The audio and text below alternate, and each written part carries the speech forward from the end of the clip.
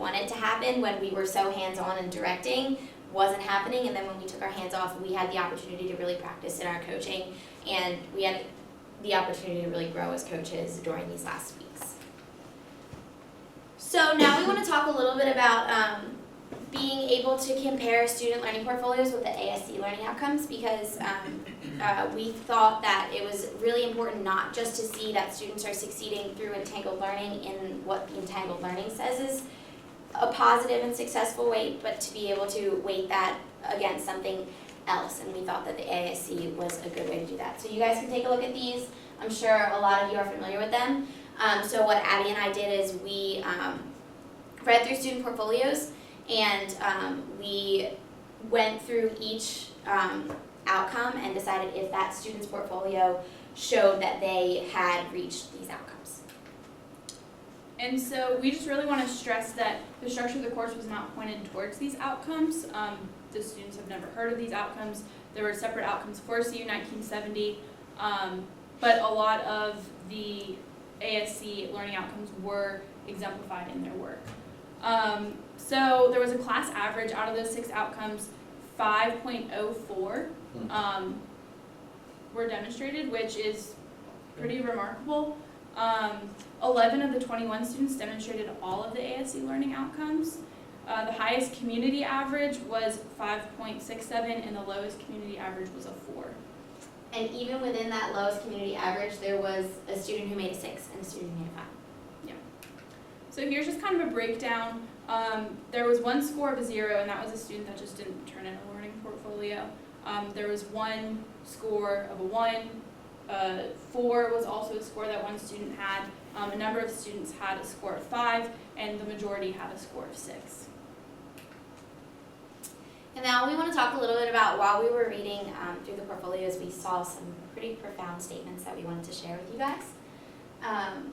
The first one says, diving straight into EL through biology was not an easy thing to do, but once we switched things up and decided to focus on what EL really was, then I figured out how it applied to other subjects and understood my role in a group and growth as an individual leader. I plan on using the skills I've picked up in entangled learning with other classes in the future. It does not end at biology. This is what makes EL so valuable. It works across multiple fields with multiple people. I realized that change can be a good thing, and EL can help you make a change. Entangled learning is a concept that can be difficult to wrap your mind around. My mind has been stretched in ways I never thought of. So that was what we saw from the students, and Abby and I want to talk a little bit about what we plan on doing with entangled learning in the future. So as some of you may know, I want to go to dental school, and this semester I went on my wonderful journey of studying for the dental admission test and taking the dental admission test.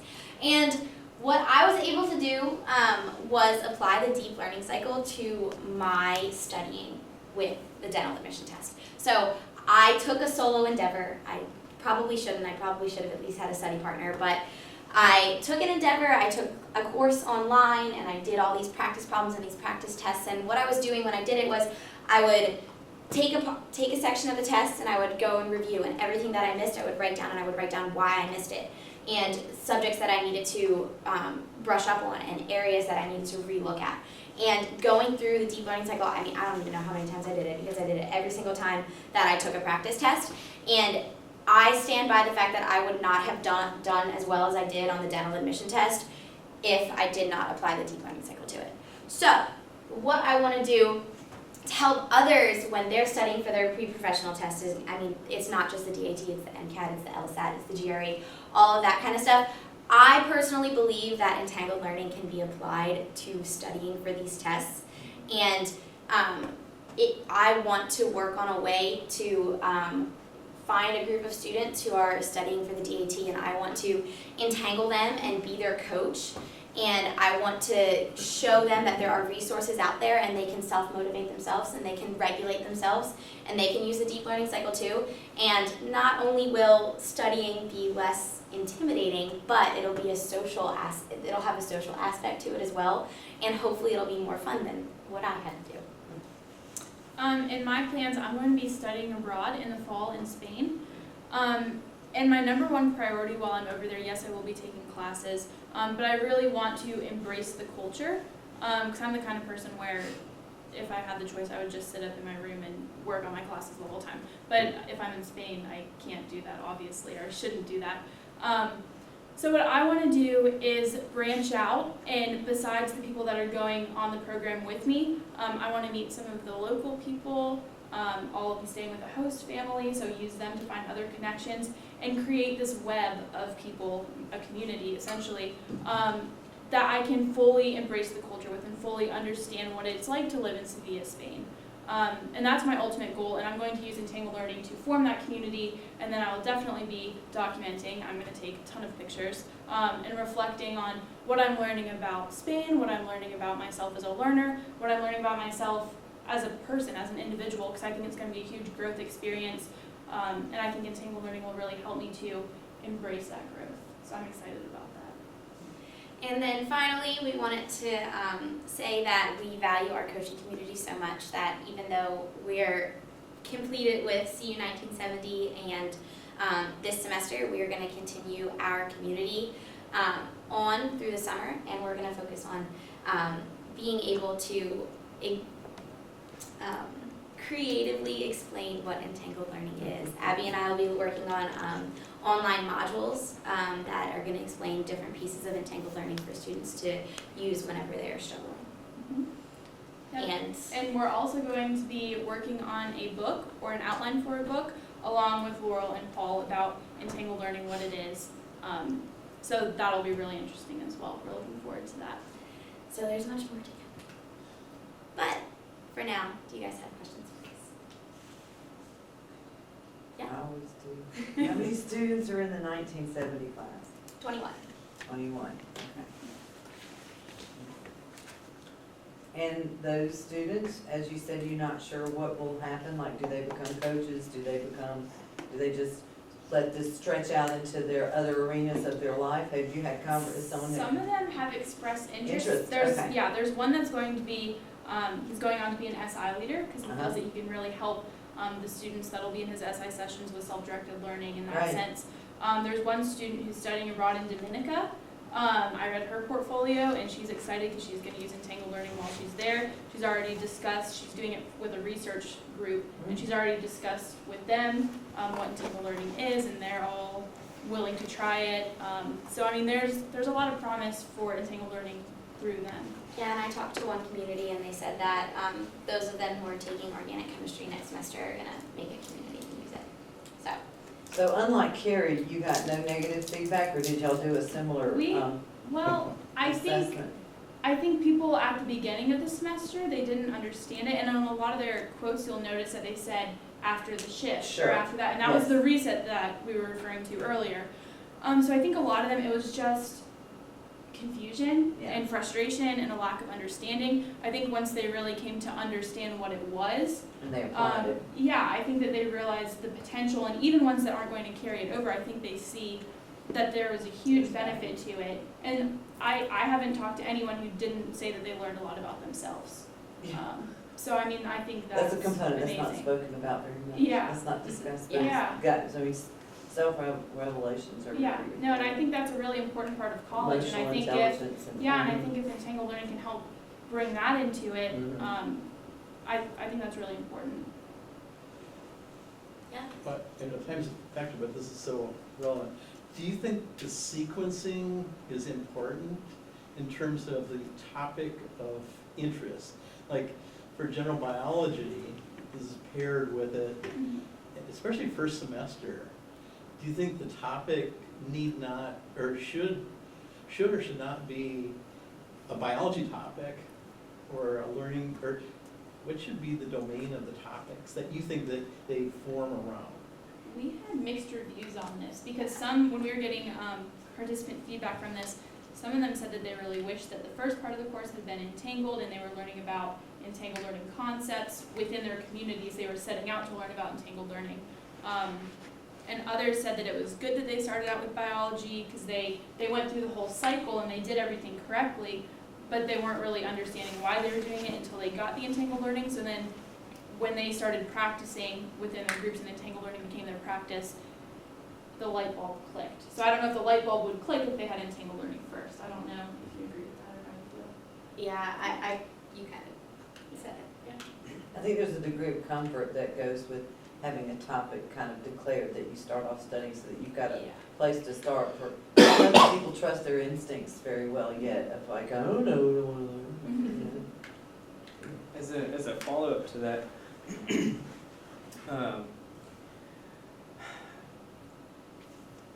thinking about the timing, the reset was really important for a lot of students, right?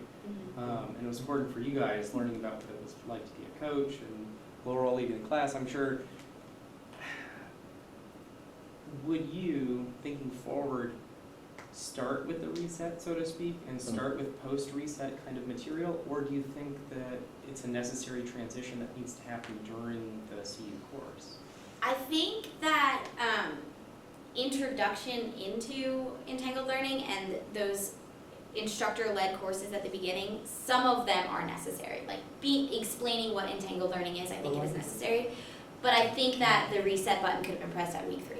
I think that there was time spent that could have been students discovering and working with entangled learning during the class that wasn't utilized, but I also do think that there was value to the first half of the semester as well.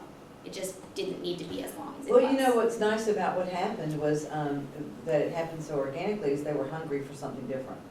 So if the reset button had come kind of mandated at week 3 because we've introduced the language new, so it might end up being, I don't know, I mean, there's pros and cons to both sides. I think there's.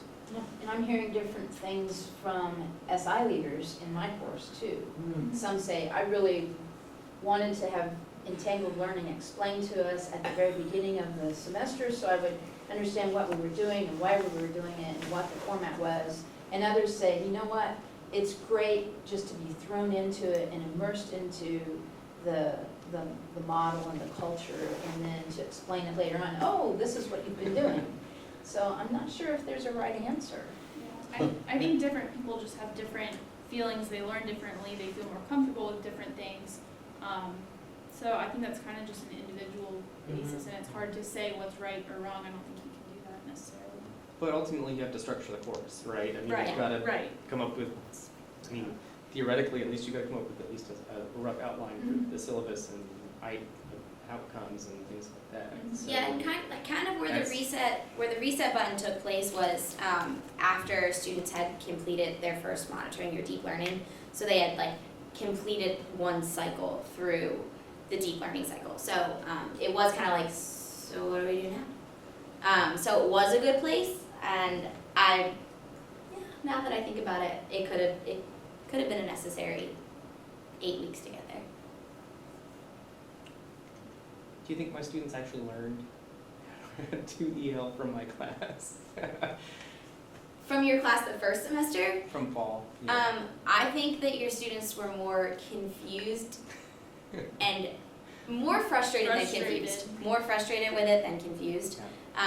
Because a lot of students saw the value in working in a community, but they didn't have the rigor that went along with it. Yeah, and it was hard because it was such a big lecture hall class that you can't sit down and have them work in their communities and go around and say, wow, you're doing a really good job at this, try this. You weren't able to do that, and it's just because it was such a large sample of students that it would have been impossible to do that, so. Well, that was sort of an unfair question. No, they figured it out. And I think the important thing is that they wanted to figure it out. And you could tell that they were in that class, yes, because they wanted 5 extra credit points. A lot of them said that they came in wanting the 5 extra credit points, but by the end they realized that there was so much more value than that and that they could carry it on. So I think part of them all along was curious about it to a certain extent.